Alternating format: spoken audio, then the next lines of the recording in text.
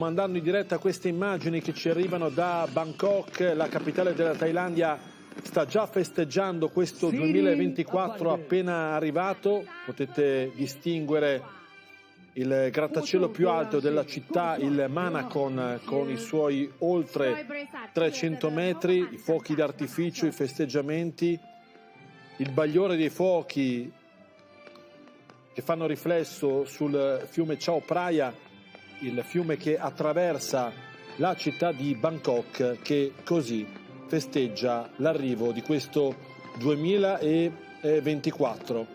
Non è la prima a dare il benvenuto al nuovo aggiato.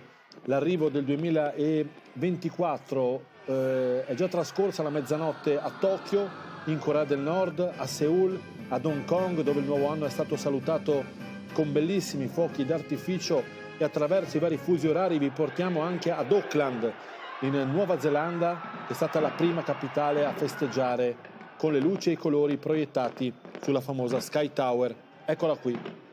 Nel 2024 è iniziato anche nell'arcipelago di Kiribati in Oceania, un atollo con 7.000 abitanti, e poi anche a Sydney, da dove arrivano queste immagini con il porto che si è colorato anche in questo caso con gli strepitosi, spettacolari fuochi d'artificio che si sono a loro volta riflessi sull'acqua. Queste le immagini che ci arrivano dal mondo in attesa di celebrare a nostra volta tra poche ore l'arrivo di questo 2024.